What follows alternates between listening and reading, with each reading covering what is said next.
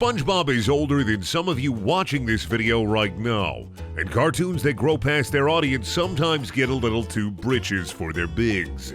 Hello and welcome to The Worst One, where we can look and talk and see just about anything and find something about those anythings that's anything but something good. Today we're throwing a line out to a ship that sank a long time ago, SpongeBob SquarePants. It's probably one of the oldest running children's cartoons out there, and it's still going with a CGI spin-off for you to not watch. I'm not talking about it. No, we're looking at SpongeBob Pants Squared himself. Brendan, you're saying, Brendan the Worm, Brendaniel, you're gonna make fun of a children's cartoon? It's 2021. Aren't we past that phase on YouTube? I'm a straw man here to make you look better, and even I think it's a little bit much. Look, listen, and understand.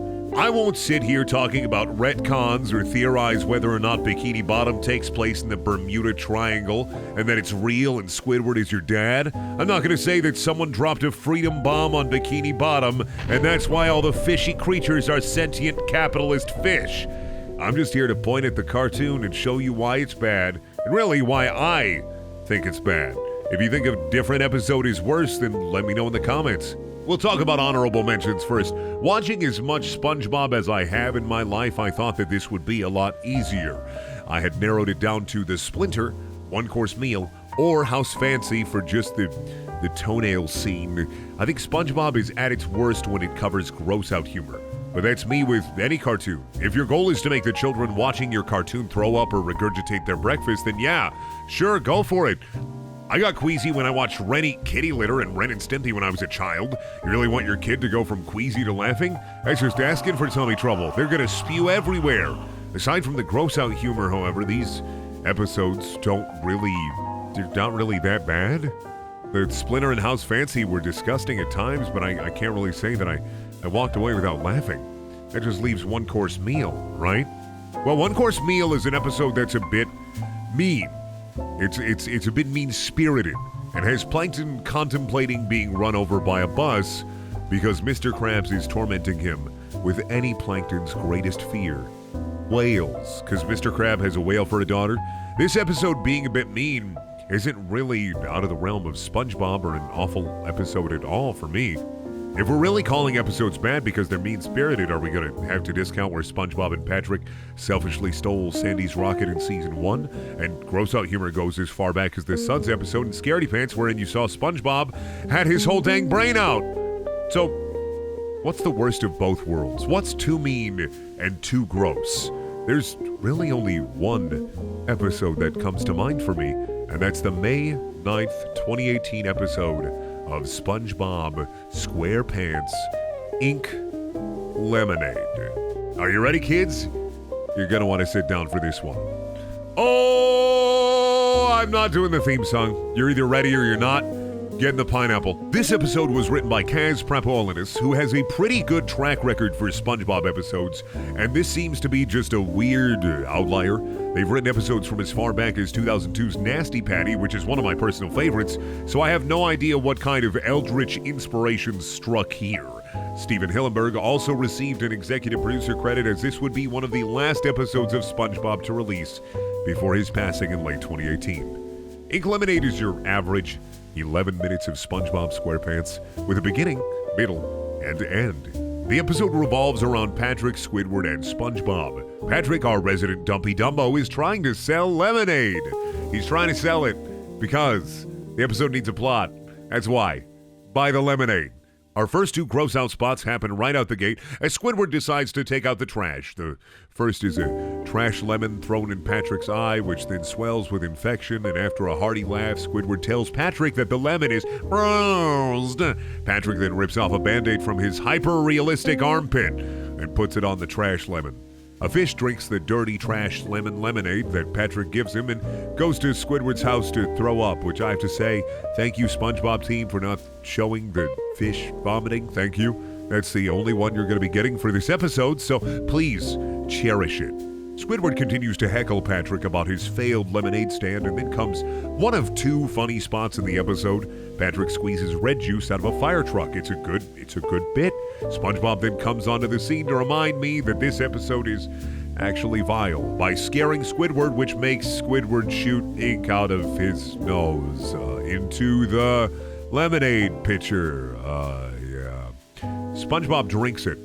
I wouldn't call this cannibalism.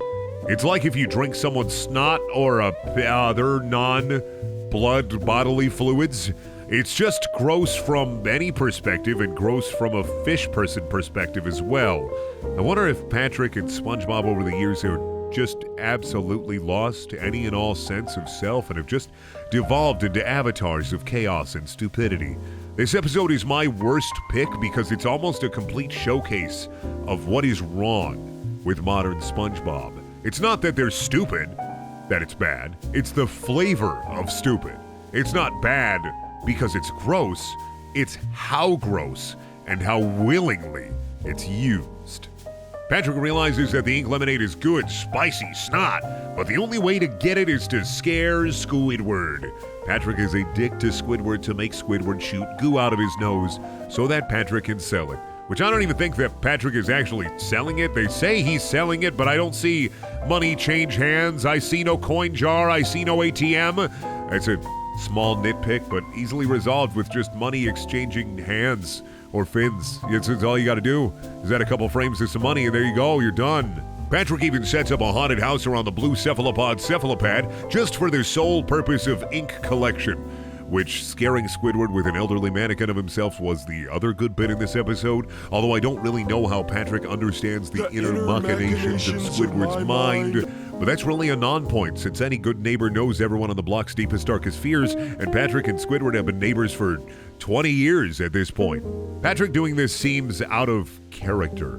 From what we've seen of Patrick, would he really do something like terrorizing Squidward for personal and monetary gain? Isn't there another character that's obsessed with money that would maybe be the driving force behind Squidward's snot subjugation? You could make this episode better, not good, but better by having that one character. If Mr. Krabs had the knowledge that Squiddy's ink was delicious nose oil, he'd be on that cruddy crude faster than that guy from that movie about oil who drinks your milkshakes. You know that guy? What's that? There Will Be Blood. Other gross-out spots throughout the episode include Patrick ripping his skin off to show his organs, Squidward spewing ink all over his house because of a giant sea spider, Patrick as Squidward's diaper child, and just a whole lot of Squidward spewing nose goo for Patrick to collect for the ink lemonade.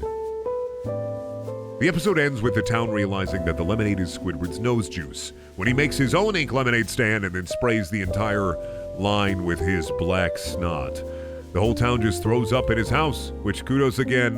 There's your other thank you. You get two, I guess.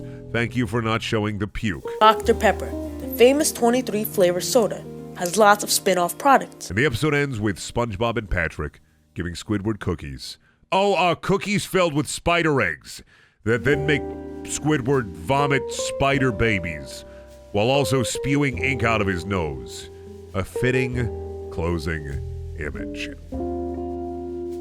A mixture of gross, mean garbage. The sum of the worst is greater than the worst bits by themselves. The way Patrick walks, the way that he talks, and the way that he terrorizes someone that he considers a friend for personal profit makes this the worst episode for me. Like I said, you could elevate this episode by having Mr. Krabs involved or involving SpongeBob as a sort of moral compass maybe. Not every cartoon needs a message or a lesson to learn, but this is one episode that could easily be fixed by tacking on a bullying for personal profit is bad sign. Because otherwise Patrick walks away a dick, Squidward abused and beaten, and SpongeBob, well, SpongeBob was there. Thank you for watching. Please check out my other videos there. Also, things. Let me know in the comments below what you think of this episode, Ink Lemonade. Let me know what you think is your worst SpongeBob episode, and I will bid you adieu. I have Patreon, and I stream on Twitch pretty often. You can go and check that out. And, I don't know, subscribe. And I'm going to go.